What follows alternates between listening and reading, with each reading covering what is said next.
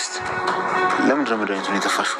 እንቺን ጃጁ ማለት ከመሬት የወደቀውን አስታን የምትሰጠኝ ሌላ አትሰጠኝም? ያው መድኃኒቱ እንዳይባክንና ቀድሞ አልቆብሽ አዋዋጥሽ እንዳይዛባ ብዬ እኮ ነው። ዛሬ ያመጣሁልሽ ሌላ መድኃኒት ነው ብዬሽ የለ። እንዲህ በቀላሉ አይገኝም፣ ከውጭ ነው የሚመጣው። ዜናውን አልሰማሁም እንዴ? ኧረ አይቼዋለሁ። ቀን ላይ ከእናንተ ሁሉ ቀድሜ ሰምቼው ነበር። ለዛ ነው ምንም ያልመሰለኝ። ምንም ያልመሰለኝ ማለት ነው? ንገረኝ። ዶክተሩ ትናንትና ከሞተ መድኃኒቱን ያዘዘልህና የሰጠ ማን ነው? ስለዚህ ነገር ማወቅ እፈልጋለሁ። አስረዳኝ። ሁለታችሁ ተነሱና ውጡ። እኔና ሚስቴ የምናወራው ነገር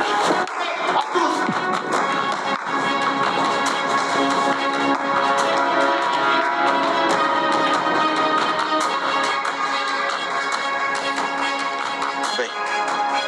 አሁን የፈለግሽውን ተናገሪ፣ የፈለግሽውን ጠይቂ። አንተን አይደል ይህን ሁሉ ነገር ያደረግከው? ንገረኝ። አንተን አይደል የገደልከው?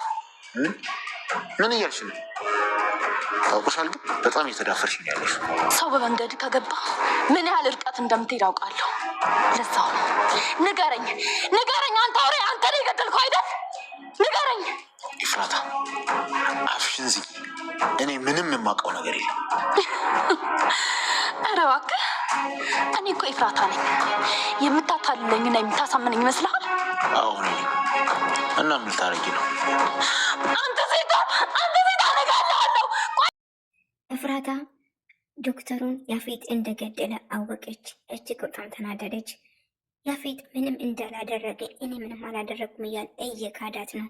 ነገር ግን እኔ አንተን አውቃለሁ፣ እውነቱን ንገረኝ እያለች ወጥራ ያዘችው። ያፌት ዶክተሩን እንደገደለው ተናገረ። አውገድያለሁ፣ ምን ታመጫለሽ እያላት እየጨወበት ተናገረው። ገኒና አቤልን ከቤት አስወጣቸው። ምንድነው? ለምን ገደልኩ? ለምን ብላ የጮች ጠየቀችው። ግን ማድረግ ነበረብኝ እያለ ስንጠባረር ነበር። እንዴት ትገድላለህ እያለ ከዛ መሬት ላይ የወደቀ መድኃኒት አንስቶ ሰጣት። መሬት ላይ የወደቀ መድኃኒት እንዴት ትሰጣኛለህ ብላ ጮችበት። ነገር ግን እሱ ምንም አልመሰለውም። መድኃኒቱ ከሚበላሽ ብዬ ነው፣ ውድ ነው የተገኘ፣ ሁሉም ቦታ አይገኝም አለው። እንዴ መድኃኒቱ ማናዘዘን? ዶክተሩ ትናንትና ከሞተ ዛሬ መድኃኒቱን ኬዛ መጣ ብላ አፋጠጠችው።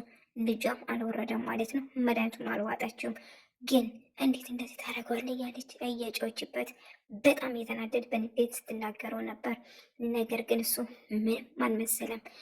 ቁጭ ብሎ ይያታል። ምንም አታመጭም እያለ በኮስተር እየጨዋባት ነበር። ገኒና አቤልን ከቤት አስወጣ። ውጡ ብሎ ፊት ለፊት ተገናኙ። እነሱ ራሳቸው እየተጨቃጨቁ ነበር። ለምን ትገለዋለህ? ለምን እያለች እየጮች እየጠየቀችው ነበር። ነገር ግን ምንም አልመሰለውም። እሱ አንተ ስራን አውቃለሁ፣ መንገድን የምገባ ሁሉ እንደምታስወግድ አውቀዋለሁ፣ እኔን ለማውሸጥ አትሞክር እያለች ኤፍራታ በጣም ተናዳና በጣም ተበሳጭታ ነበር። በጣም በንዴት እያናገረችው ነበር። ነገር ግን እሱ ምንም አልመሰለውም። ምንም አይደለም። ሰው የሰው ሕይወት የጠፋ ምንም ድንግጥ የሚባል ነገር እንኳን አልተሰማውም። ምክንያቱም ስራውን ያውቃል። በጣም እርግጠኛ ነው ስራውን ስለሚያውቅ ምንም አልመሰለውም። ያው ያልደነገጥኩት ከእናንተ በፊት ቀን ሰምቼ ስለነበረ ነው ብሎ ለማሳመን ሞከረ። እንደዛ ነው እንዴ አለችው።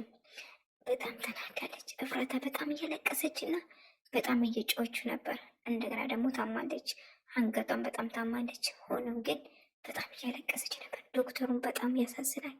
በጣም ቅርባ ነበር፣ ለእሷ ቅርብ ወዳጁ ነበር። ብዙ ነገር ለሱ ታካፍል ነበር፣ ከሱ ጋር ታወራ ነበር። ነገር ግን እሱ ምንም አልመሰለም። ምንም ሳይመስለው ዶክተሩን ገደለው ማለት ነው። የዲኤንኤ ውጤቱን እንዳስቀየሩ አላወቀችም። እሱንም በቅርቡ ታውቃለች። ዶክተሩን ከገደለ በኋላ የዲኤንኤ ውጤቱን እንደተቀየረ ትጠራጠረዋለች። የምን እርግጠኛ ነኝ ማለት ነው። ምክንያቱም የዲኤንኤ ውጤቱን ቀየረ፣ ዲኤንኤ ውጤቱ ከተቀየረ ኤፍራታ ዶክተሩ ስለገደለ የምትጠራጠር ይመስለኛል። ያፌት እንደተቀየረው ትጠራጠረዋለች ማለት ነው።